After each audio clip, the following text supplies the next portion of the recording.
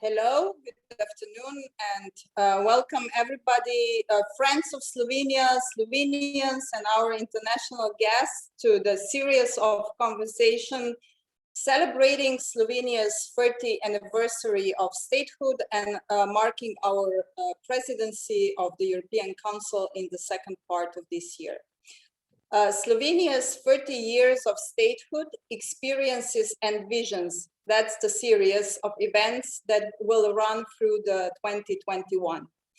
And we will draw from on the participation of different speakers based in Slovenia and the United Kingdom respectively, each with their unique experience and future vision, to address different topics connected with Slovenia, our host country, and entire international community and current world affairs. We will speak about current political, developmental, environmental, and economical challenges, about security issues. We will focus on how to increase resilience of our communities to effectively tackle crises like pandemics, how to manage climate change and economic renewal based on green and digital transition, as well as education, innovation, and artificial intelligence. We are starting today's online event with a discussion on our achievements as a 30-year-old state, and questions and challenges ahead of us with our two main speakers, Mr. Matjaž Šinkovec and Ms. Kristi Hodak. Each of them will speak for approximately 10 minutes, and after that, we will have an open debate with all participants. Before kickoff, let me use this opportunity also for some housekeeping announcements. This session is on the record, and you can follow us also on our Facebook page. For the Q&A part, if there is a question or a comment, please raise your electronic hand and we will unmute you. And please introduce yourself and please have your camera on. So, our first guest needs no special introduction as he was Slovenia's first ambassador to the Court of St. James's. Ambassador Matjaž Šinkovec is a politician and a long-time diplomat.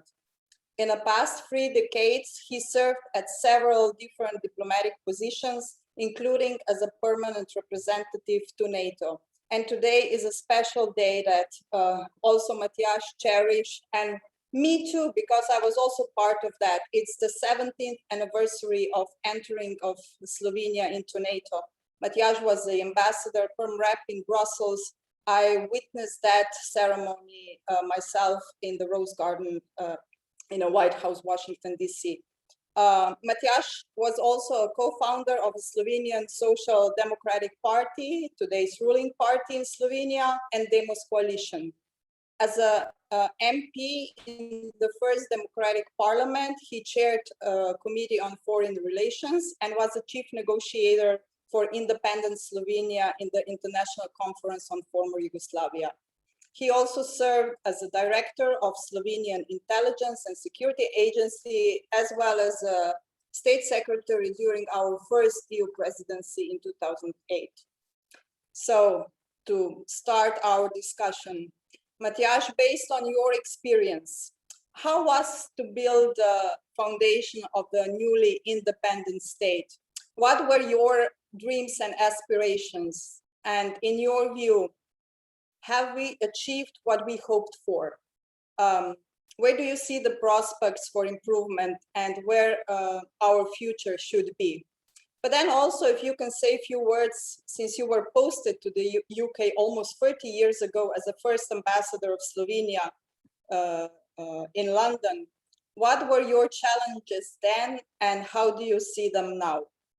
Matjaž, please.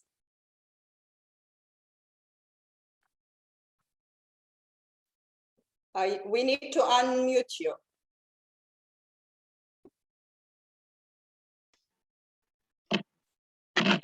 Zgornje Piranče calling. You hear me? Okay. 2 points, Ambassador, and thank you very much for this initiative. I feel we should use every opportunity to think a bit about the past 3 decades, reflect upon useful lessons learned, and maybe use them. And I'm very happy to welcome Kristi Hodak also, and I see Božo was there somewhere, and David. And hopefully there's some other people that I might see later on. You know, I have interacted with lots of people in of my country, in Europe, in the UK, in my own particular way. Being an agnostic, a skeptic, an agent provocateur, but with the intention of doing good for my country. But let me start with this. I always try to respond to the points you wanted me to address. I usually say that I prefer to walk the walk, not talk the talk. But well, I hope that my talk won't result in you people walking out.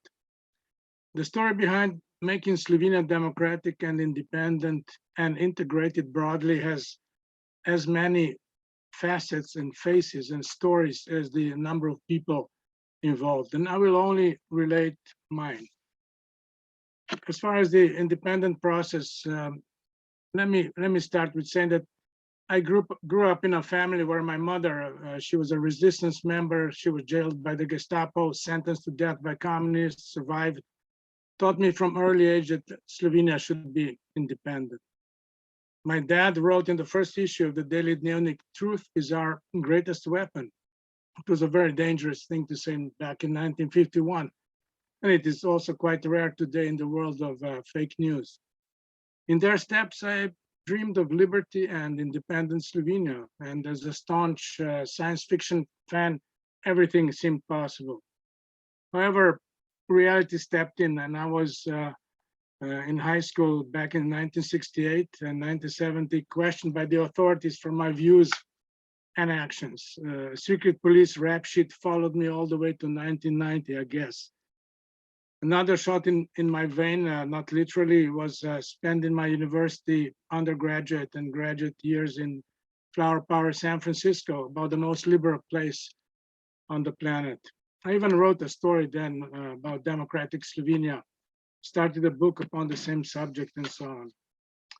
However, upon my return to Slovenia, I realized things were not as simple.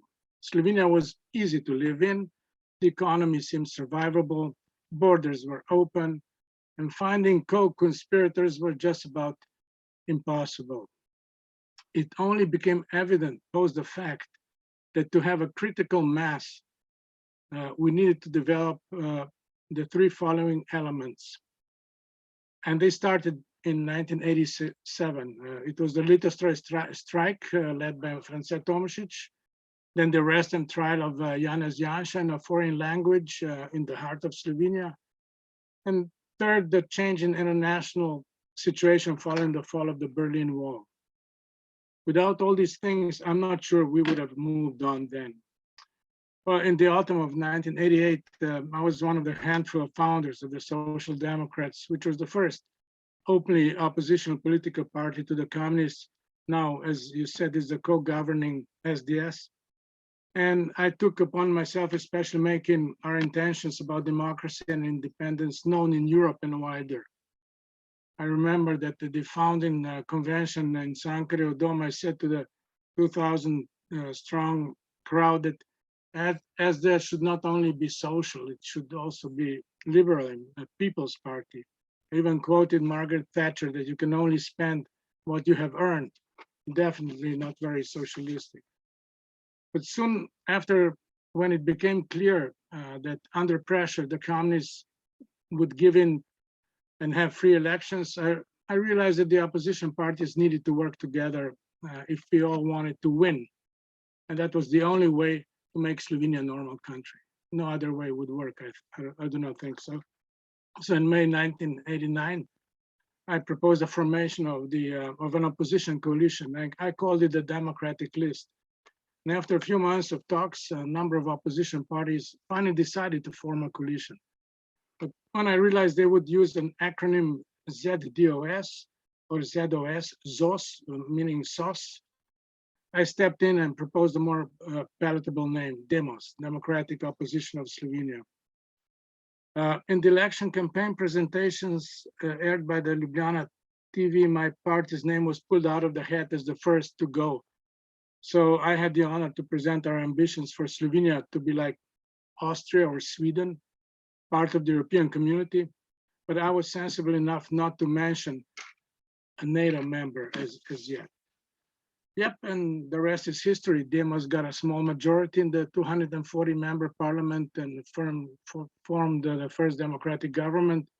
I became an MP. I chaired the foreign affairs body, where I managed to form a good working relationship with the renamed and a bit reformed communist opposition, believing that foreign policy should be as consensual as possible.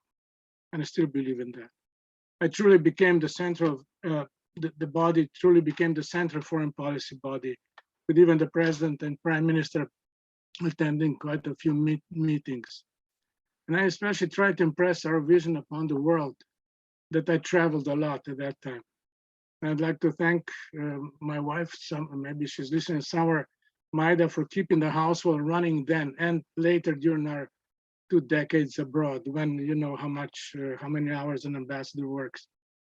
Well, convincing the world about our intentions was damn difficult. I spoke quietly. I had no baseball bat in my hand, a lot of obstinance. I managed to be the first Slovenian also to address a NATO body, its parliamentary assembly, back in September of 1991. I explained my wish, which still was not official policy for Slovenia, to be a NATO member. And in a way, you ask if I'm happy now. Well, we have our own democratic state, internationally integrated extremely well.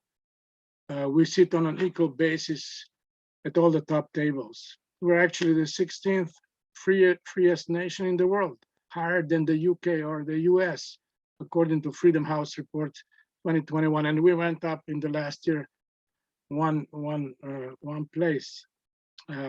We are also one of the safest nations in the world. We're in the top positions on human rights issues, gender equality, you name it. But well, I think things could be better, much better. Our nation is split into 2 halves, except when our sports people compete internationally. We do badly need reconciliation. We should all look honestly the true events of World War II and the post-war massacres, and all the people who died deserve a grave. The truth indeed is or should be, our greatest weapon. But for truth to be able to prevail, we first need forward-looking people on both sides to lead such a process. We also badly need the media to present true facts. We do need to have a neutral public radio and TV, like the BBC, for instance, which we do not have. Well, tycoon-owned newspapers, TV stations, and other media can do whatever they do, as I fully believe in freedom of expression. And we need to have political representatives abroad, especially in Brussels, who will first think of the interests of their country and not about repaying the ever-changing parties who send them there. At least they should refrain from slandering. As a diplomat, I served all the Slovenian governments and I never resorted to lies or slander. We also need to use better our membership in NATO and the EU. They're not religions, they're not burdens. They're tools to assure Slovenia's sovereignty, security, progress, and success. And lastly, we need to tackle the world globally and not just the area within 500 kilometers from Ljubljana. I learned in the UK to put 2 jokes in my speeches. Well, I won't do it this time, and this is not a joke, but my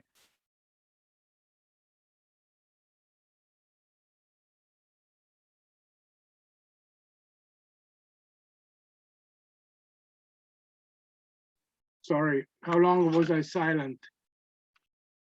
We haven't heard any jokes. Oh, there will be no joke, but I might, as I said, my usual juggling with words. While the acronym MAGA was used in the States, I could give one for Slovenia right now. Understandable to all of you who know Slovenian, and I thank you all of you. It's slogan. Okay, it can mean Slovenia great again, but it also means maybe not unity, which can be something you push together, but concordance. Let's work together for a happier and more successful Slovenia. I wish this acronym could be as successful as Demos was. And apologies, I'm not addressing perhaps the right crowd on this. However, the EU today, failing its member states in a number of areas, starting with vaccine distribution, I suppose acronym MEGA, Make Europe Great Again, sounds about right also. Finally, something about the UK. Well, I worked and lived in London for half a dozen years. Okay, I'm a sort of a closet Britophile.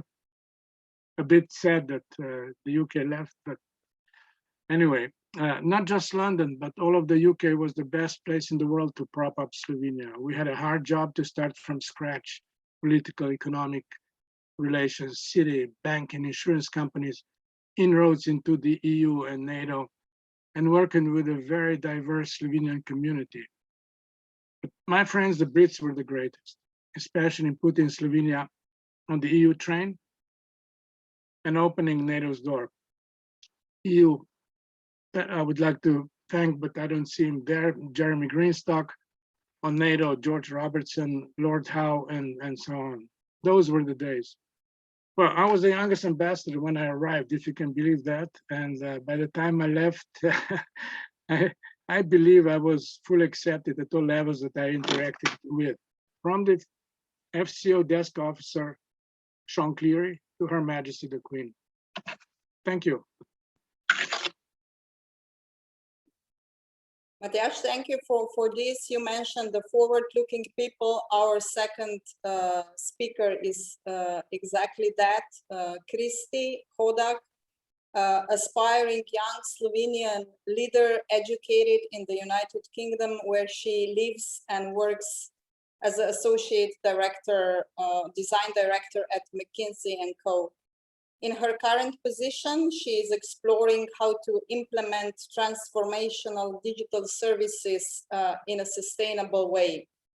But Kristi is also a president of the Association of Educated Slovenians Abroad, VTIS, where she's actively involved in promoting Slovenian knowledge and its achievements globally, with the mission to shorten the distance between home and foreign countries. So Kristi, as a representative of the generation that grew up in independent Slovenia, how do you see Slovenia's progress so far? You studied in the UK and have remained here since. What convinced you to stay here? And also on your other role as a presiding the president of VTIS, in your discussion with the membership, you have more than 1,800 members around the world. What are the options for you, educated Slovenians abroad, to return home one day? What could be your contribution for Slovenia to prosper? Kristi, your 10 minutes are here. Thank you. Hello, everyone. Especially Your Excellency, Ms. Leskovar and Mr. Šinkovec. Thank you for the invite, and also thank you very much for encouraging intro. Not sure if I would name myself the same way, but thank you for that. So yes, as this event is focused around 30th anniversary of independent Slovenia, I might start by just sharing a fact that I'm almost the same age as Slovenia.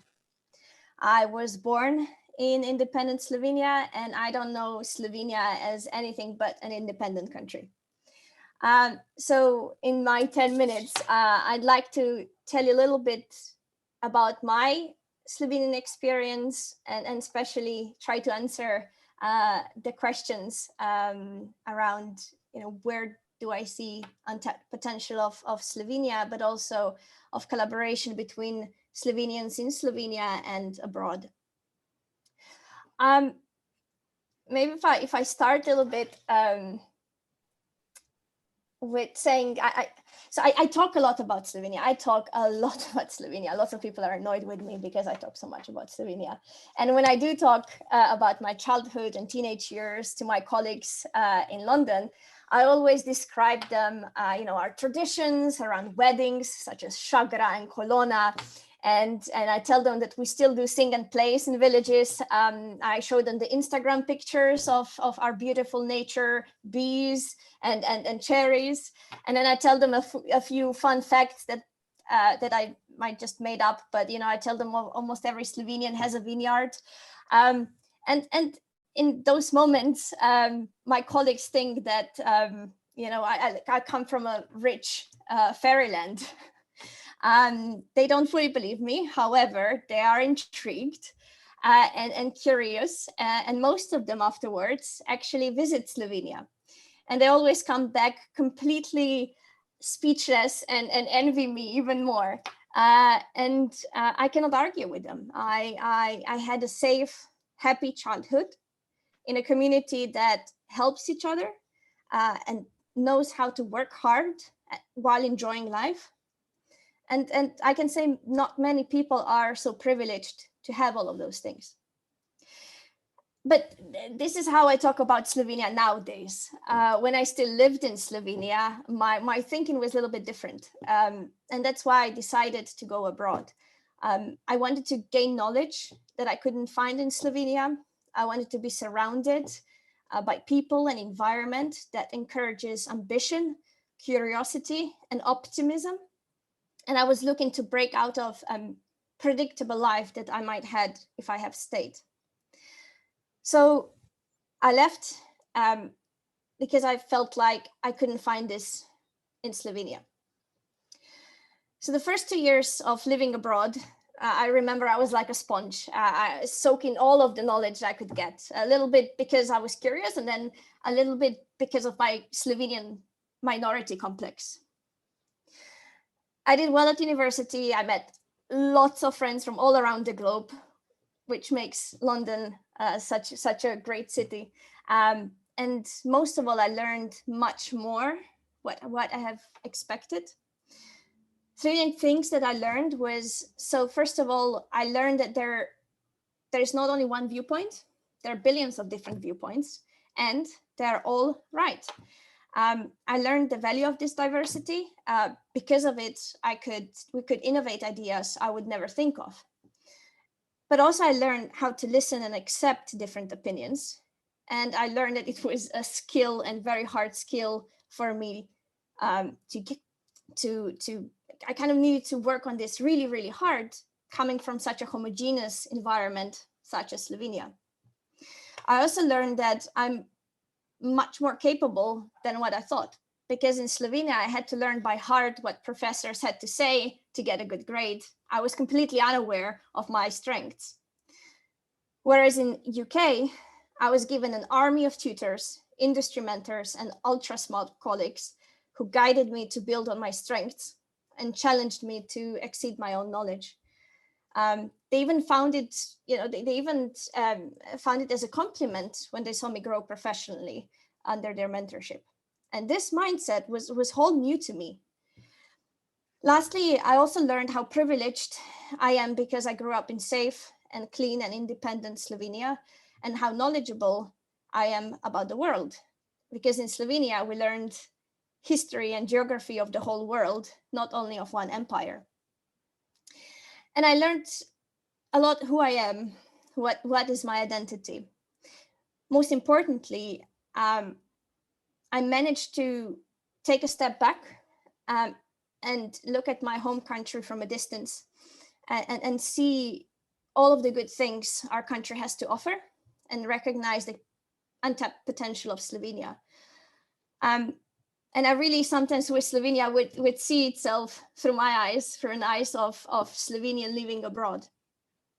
So living abroad really taught me how to work within a diverse environment, how to be aware of my strengths and of my identity.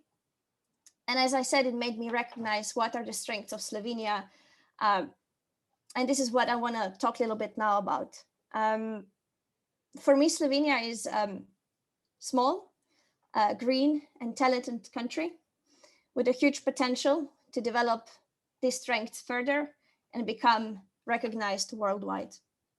And what I mean by that, the fact that we're small, this means that we're extremely connected and we can help each other in a matter of seconds because of small geography. Our whole country has the same population as, for example, Paris. Hence, we can solve problems holistically and implement people-centric, innovative, and sustainable solutions in agile way. We're green. I mean, we all know Slovenia has magnificent nature. We have untouched forest, protected national parks. We have clean rivers. You know, we have all of the sustainable energy sources. After work, you can go to the mountains and get fresh air. Me in London, I can only dream about that. You can grow, you know, really high quality food in your backyard or order it from ecological farm. And I think these are things that in Slovenia, we take them for granted, but they have become privileged in most of other countries around the world. And then lastly, as I said, Slovenia is talented. We have a high amount of highly educated, talented, and hardworking people in Slovenia and abroad.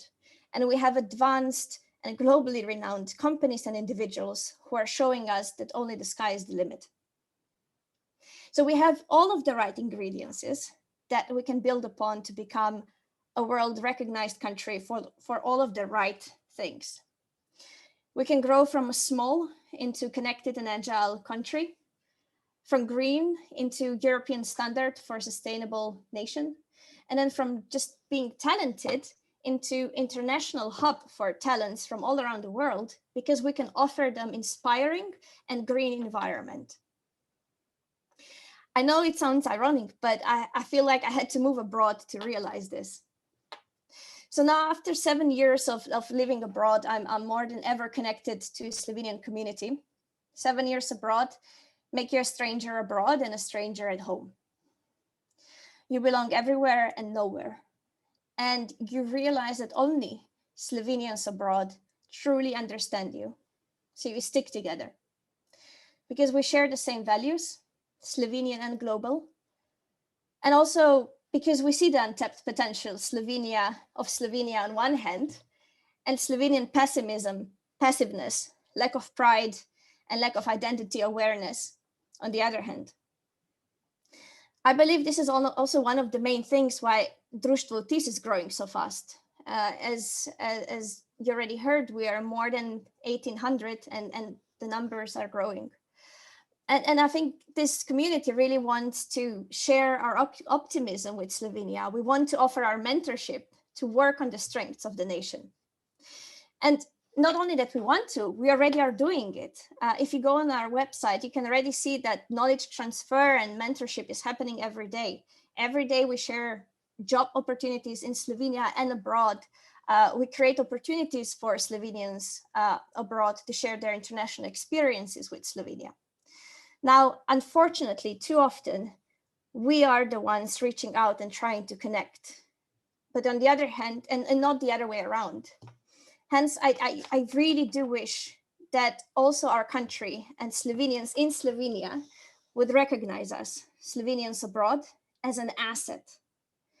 Not those who left, not those who are wasted money or brain drain. We spread the word about Slovenia abroad. We bring tourists. We connect Slovenia into global network of professional opportunities. We help in the time of crisis. We bring optimism. And lastly, we have developed a toolkit to listen and work upon different viewpoints, which Slovenia at this time of polarization urgently needs. To take a step back, see the bigger picture, and focus towards one common future vision that we all believe in. So to conclude, I want to share with you 3 key messages that I think are important for the further discussion.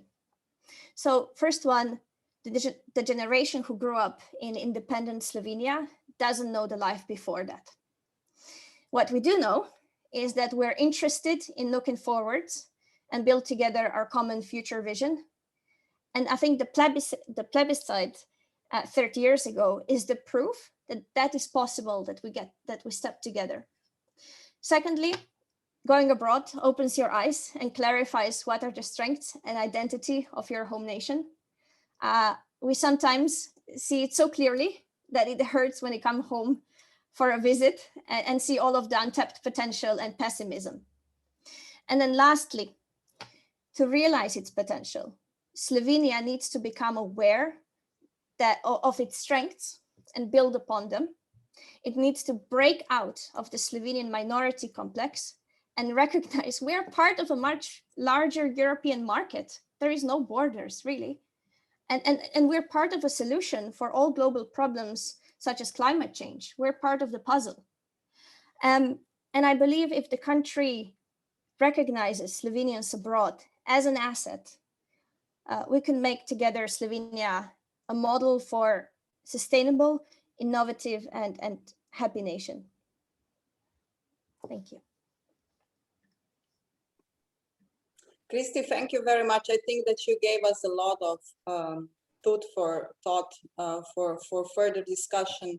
But let me bring in also a friend of mine, somebody who can also be one of the best ambassadors for Slovenia back at home, and that's Sophie Hani, ambassador of Her Majesty government to Slovenia in the last 5 years. Sophie, what can you tell us about your impressions, views, and thoughts about Slovenia now that you are back in London and working in the government for the last 5 months? Sophie. Thank you, Simona. It's such a pleasure to be here and see so many friendly faces as well. Thank you so much for having me. I know my colleague Paul is online for the embassy, and Tiffany couldn't be here today, but I'm delighted to be here sort of in my new capacity as well. My son Ruben was just here saying, "Mummy, why are you on a call?" And I said, "It's about Slovenia." And he immediately said, "Do you like London best or Slovenia?" "I like Slovenia. When are we going to Slovenia?"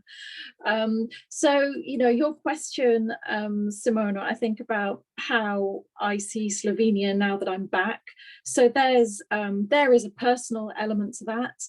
And that's that I had a fabulous professional experience, but also personal experience with my family during these 5 years in Slovenia in ways that I would never have expected. And that was incredibly special for us and is evidenced by the fact that we've recently been scouring London for Slovenes who can help our kids keep up the language, because we want them to be able to keep that connection with Slovenia.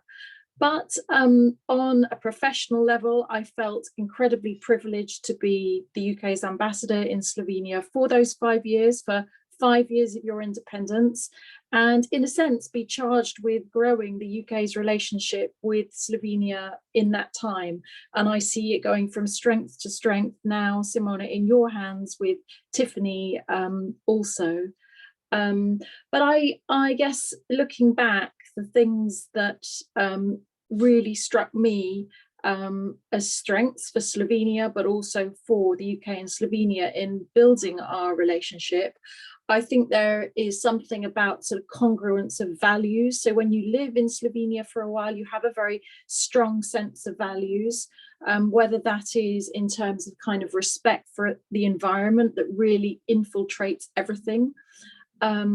Also in professional life, in terms of Slovenia's commitment to the international system, to human rights and to values, that's, you know, really lots of overlap with the UK there.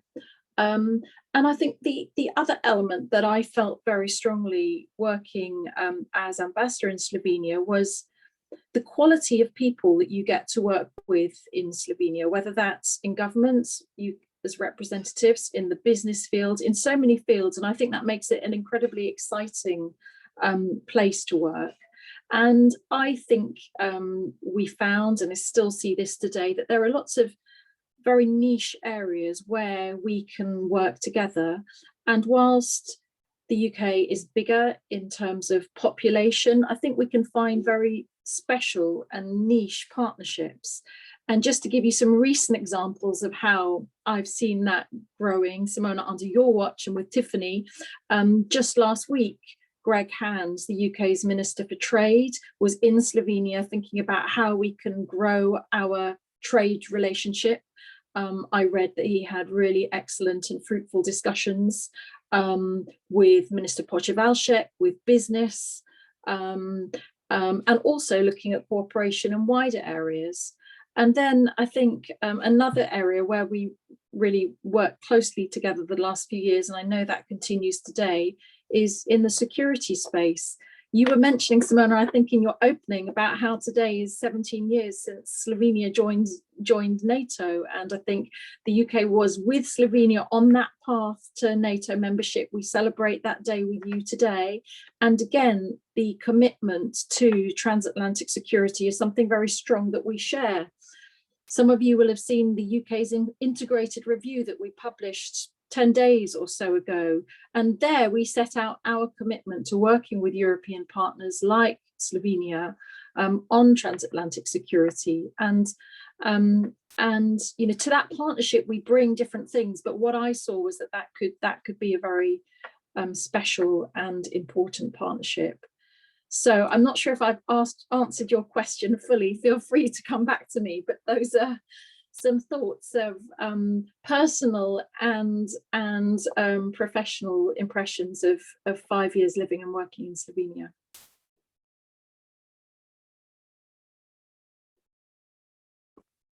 Thank you, Sophie, very much. You mentioned potentials that are here for our bilateral cooperation. Let me bring also another friend of ours into the discussion, Paul Farrelly. Paul is a former MP and former chairman of the friendship group with Slovenia. So Paul, what can you say from the MP's perspective? Matjaž was also an MP in our first democratically elected parliament. So how we can enhance cooperation there? Or can this kind of cooperation help to alleviate our contacts and understanding? And is Slovenia an important country for the United Kingdom? Paul. Hello, Simona, and lovely to see Sophie again. And congratulations on 30 years to the old and the new generations. I spent my formative years organizing international youth exchanges in Berlin when the wall was up. So I saw the emergence of and the challenges for East Germany in a different sort of statehood within the Federal Republic. And I remember very well when Slovenia declared independence, because I just joined Reuters, the international news agency. And I was on the desk there when the tanks started rolling. And at that time, Reuters was sending German speakers to Yugoslavia, the former Yugoslavia, and I didn't go because my father was ill. But I'd previously advised on the sale of a business in another life, Lutomerlaski Riesling, so had a Slovenian connection. So all those years later, when I visited Slovenia in 2015 after our election, I became the chair of the all-party friendship group. And I'm really glad that this year we've reactivated it with two new co-chairs, Colin McCartney and Lord Mike German. I don't think they're on this. They've gone there on the Easter holidays, no doubt, which means nowhere but not on Zoom.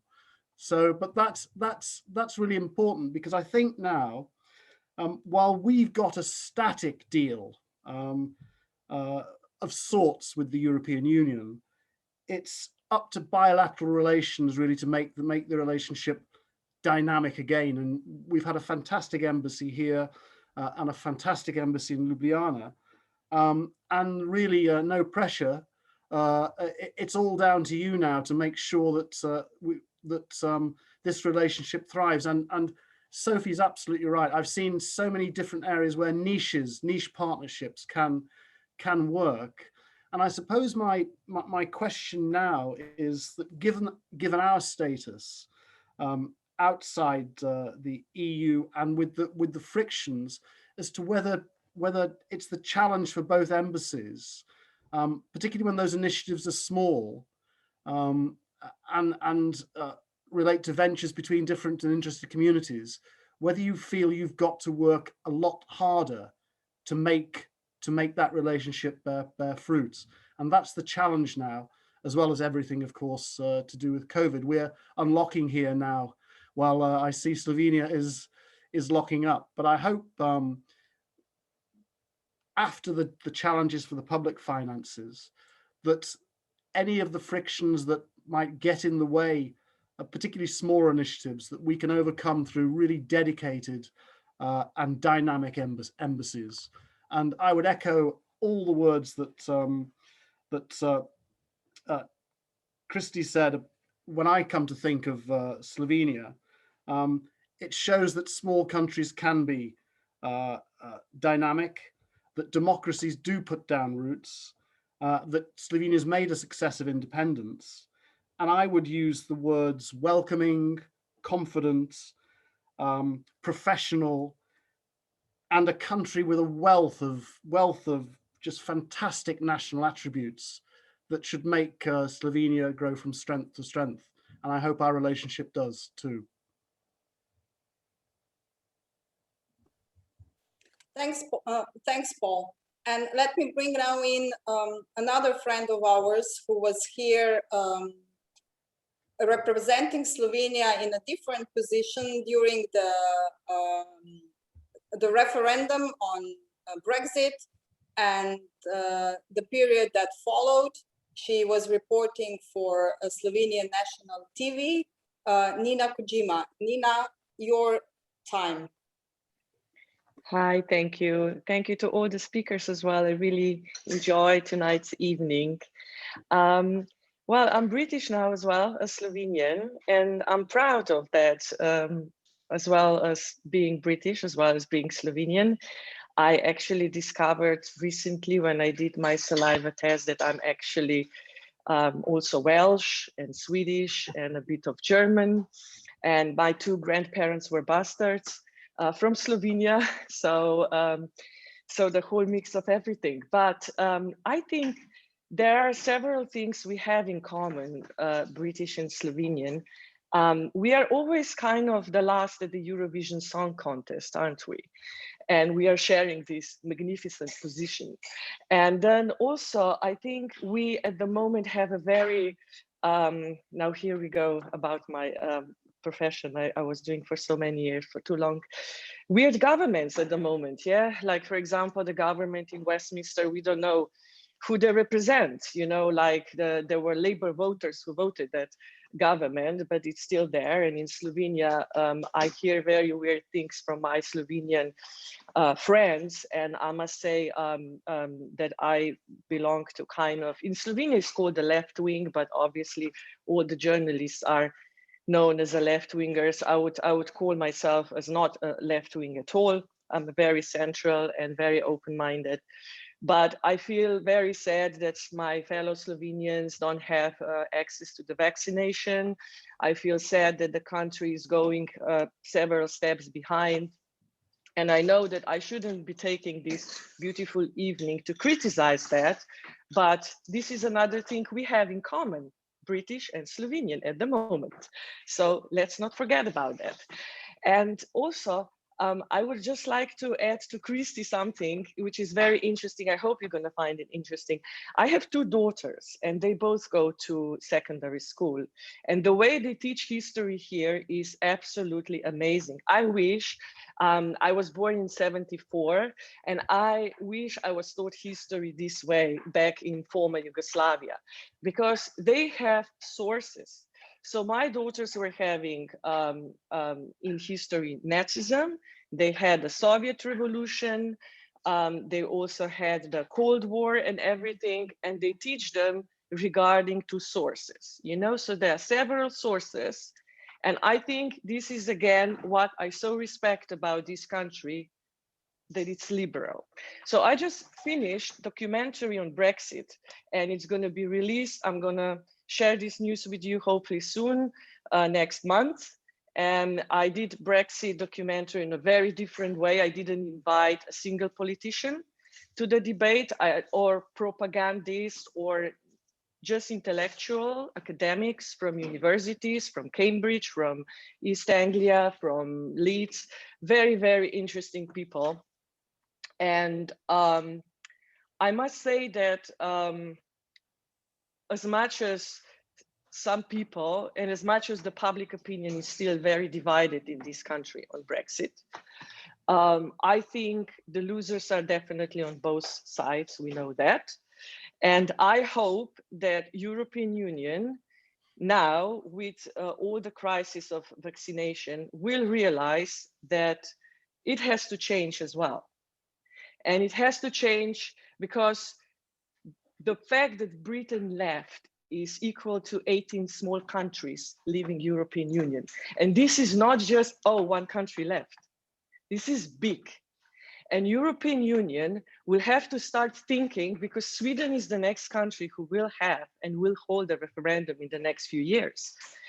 And European Union has to think to make these circles, the liberal circles of maybe there will be, of course, Germany and France there, and maybe a few other countries around, and that will for sure include Slovenia, because Slovenia is a good member, I think, of European Union, and European Union means a lot to Slovenia as well.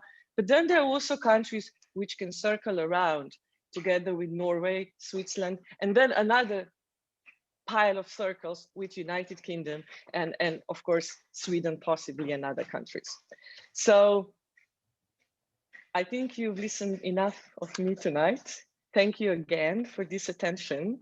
And I hope I'll meet you someday in person as well. You know, I'm so looking forward for the events to happen, organized by Slovenian Embassy, because it was always so beautiful and so nice with Slovenian wines.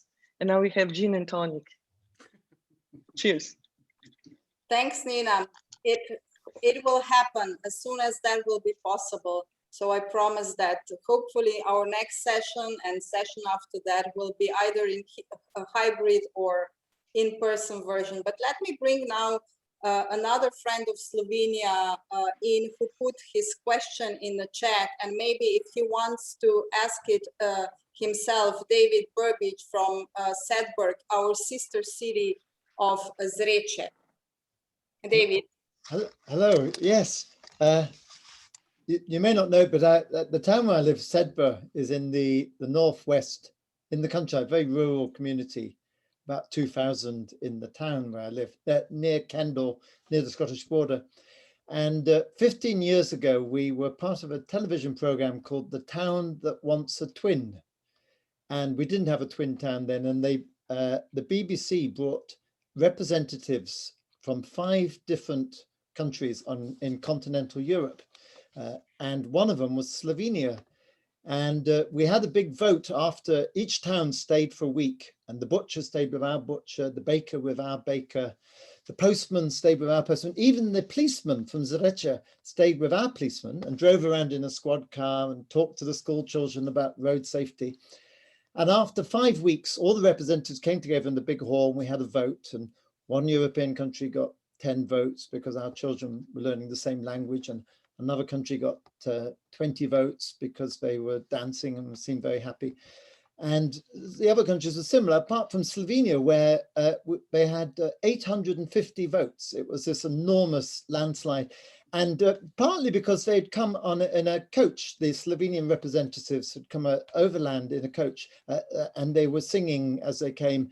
And also they'd done a deal with the BBC that instead of flying, they saved them some money. So they brought 500 litres of Boronichevitz, which was made available free to the good people of Sedberg, which was only a minor contribution in helping us to win our heart.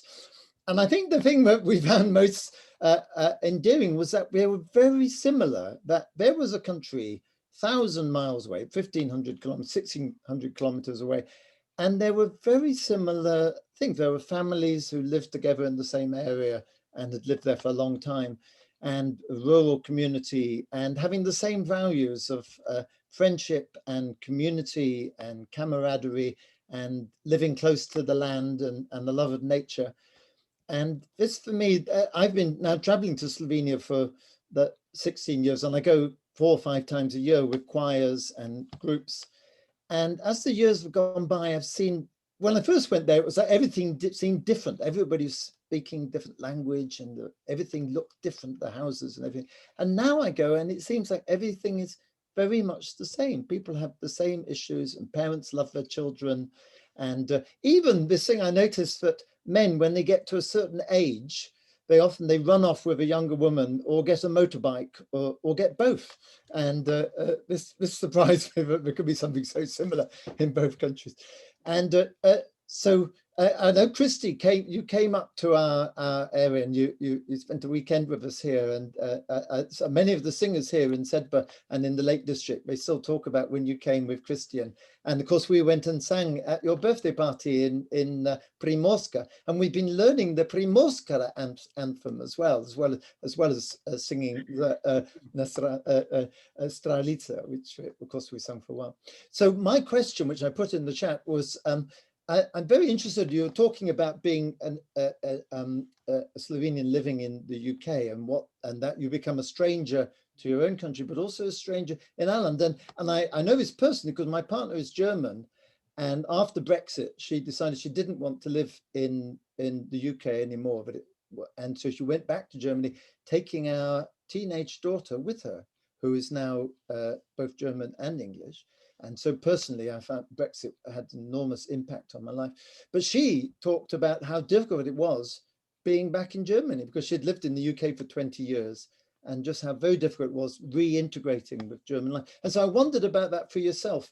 Do you ever think that you will go back to Slovenia and work in Slovenia, and maybe take some of the things you might have learned while you were abroad? Or do you think that somehow that bridge is cut, that there's no way back? And Yeah. what problems would you see in going back to Slovenia and working in Slovenia? Miss you, David. I cannot wait that we again sing together some Slovenian songs. Thank you for the question. So I'm constantly divided and constantly thinking, what do I want? You know, Slovenia for me means good lifestyle, and then London means career, and I don't want to compromise on any of those. 2 years ago, a professor of mine, a mentor from Royal College of Art, visited me in Slovenia, and I was just in that moment thinking again, oh, what should I do? When is the right time? And he said, Kristi, you're looking at this completely from the wrong perspective. He said, you shouldn't be deciding one or another. You will never go back because you've seen too much. And he said, the best thing is that create a second home. And this is also my personal vision, what I want to make work. Living in Slovenia, having good lifestyle, but then have a business and client relationships in the UK, especially because at some point I am thinking about maybe setting up my own business or something similar, and I don't. The investment landscape is much better in the UK. Let's just be sincere. So there is actually not really thinking twice around that. But then in terms of Slovenia, I actually I managed to be a few months in Slovenia now during COVID. And it reminded me how wealthy we are because of the nature. Even though it was lockdown, I could go to a mountain after work. That's such a privilege. So yeah, now we decided to buy land. So now I'm building a house in Slovenia. So there is no more turning back. I need to find a way to work. And I'm positive I'm going to find it. Let me bring now another guest, and then I think it's the time that we will conclude our talk with some final thoughts from Matjaž and Kristi. But let me just bring one more guest in, if she's still with us, Jana Javornik. Jana, are you with us? Yes, Jana, you are an expert in higher education and in social and family policies. You worked for Slovenian government, but you are also a professor in Leeds at the Leeds University. So in your opinion, what can we learn from each other? Slovenians from the British and Brits from Slovenians? Good evening, everyone, and thank you for giving me the floor and for inviting me. I don't think we have plenty of time to go into this. I think it's a really complex question you just raised. But having just been relieved of my duty as Director General of Higher Education and being on my way back to the UK, I think I am returning to the UK at the really great moment where we need to discuss the partnership post-Brexit. There have been plenty of partnership opportunities established over time. I think the UK is a big loser after leaving the European Union, and I think Brexit will leave the British Academy handicapped in very severe and negative way. But there are ways, I hope, that Slovenia and the UK find a way to set up new relationships, especially around equality charters. I think we've been raising those issues for quite some time. I see the former minister with us here tonight as well. So we've been trying to set up those partnerships, and I think it's a really good time, like Athena's one, which is gender equality in academia, race equality charter, which is something that goes kind of unnoticed in Slovenia, but I think needs to be raised.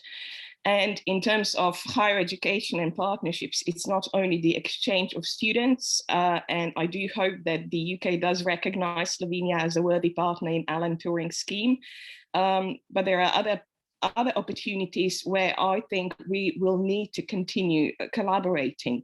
So we have the European Union Association partnership going on between University of Ljubljana and Warwick, with Warwick looking to withdraw. We have some other partnerships ongoing that I think are worthy to continue going forward. But obviously, with the Brexit, with the hard Brexit, all those things will need to be renegotiated. And the UK hasn't been really well known for being very open to bilateral partnerships in terms of science and higher education. So I think there's plenty of room. I think that's in the nutshell.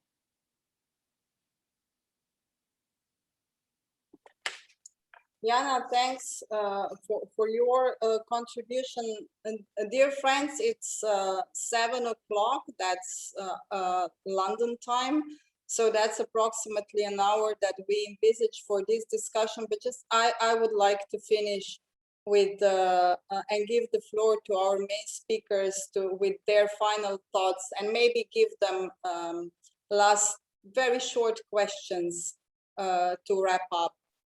So Matjaž, if you would go first, and then Kristi, what would be Matjaž, yours, and Kristi, yours, birthday wish for Slovenia's 30th birthday? And then a very different question, but a very pertinent today. When do you think we will be able to shake hands again? Matjaž. Thank you. It's very hard in this situation to know how the pandemic or other pandemics are going to develop. But maybe I'll here just starting with shaking hands. I wanted to take issue, but with Nina Kojima, I thought she said that some people were they had no access to vaccination. I think the government is doing the best it can. It ordered a lot of vaccines. Not everything has arrived, but I believe that by the summer we're going to have about 50% of the population vaccinated, well, against this strain, but there might be other strains, so who knows. But my personal wish is, again, let's start some sort of reconciliation in Slovenia. I think this is holding back the country, and people are fighting and losing energy on really senseless issues. Let's believe in, let's have truth, let's have reconciliation. But I'm very happy that Kristi Hodak was here. When I was in Brussels, I think I hosted about 2 of their events of VTIS, and I was impressed, not by everyone, but some of the people there. And just as my last contribution, if you can see the picture back there, that was the first Slovenian residence in London. Beautiful, right? So, no, I believe we can work together with the UK even in this way, slightly more apart, and slightly it's going to be a little bit more difficult. Hopefully we'll be able to travel there with our IDs or maybe just passports. So then we'll test if we can shake hands at all. Thank you. Kristi. Yeah, what would I wish for Slovenia's birthday? I wish Slovenia would grow out of its puberty and stop complaining about everything and actually grow up and become proud and aware of its strengths, as I said from the beginning, and just focus forwards, not in any direction, just forwards is the right direction to go. And as I said, I think we have all the ingredients to be a very successful, even more successful country, satisfied country.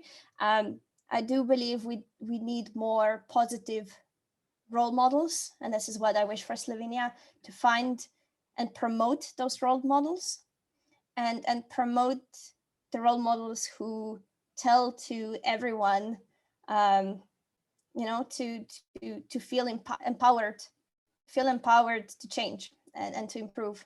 I think we have too much pessimism that doesn't get us anywhere. It's just waste of time when you're focused on what's not possible. So that would be my wish. When we're going to shake hands, I hope as soon as possible. I might go to, if I can, to Slovenia for a little while to visit my grandfather in hospital.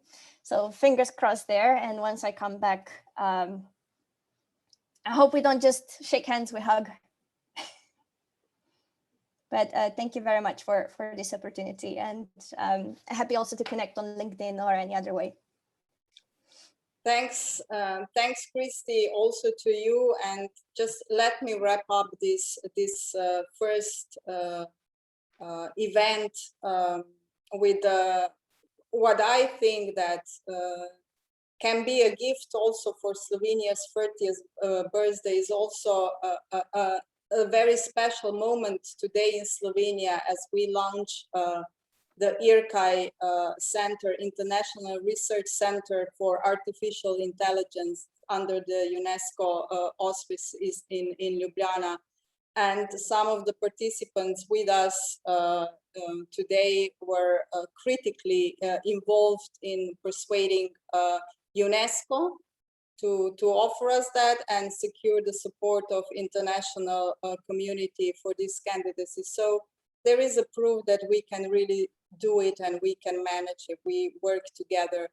But and my thoughts on shaking hands, I also hope very soon, hopefully at our next get together, this kind of a debate toward the end of May, beginning of June, if that it's too early regarding to the rules in the UK, then hopefully in the second part of the year, when Slovenia will hold its second EU presidency, and we will host another 2 events talking about issues that are pertinent for Slovenian presidency, but also for our cooperation, bilateral cooperation. So once again, thank you very much to all. Matjaž and Kristi, thanks for being our first guests.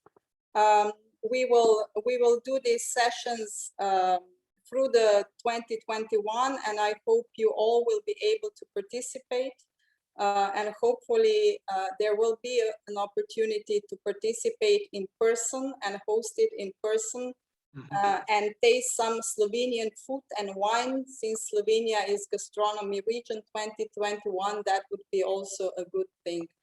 Dear friends, I wish you a very successful week ahead, happy holidays that are coming, and thanks for being part of this discussion. Hvala lepa, lahko noč. Lahko noč. Hvala, lahko noč. Lahko noč.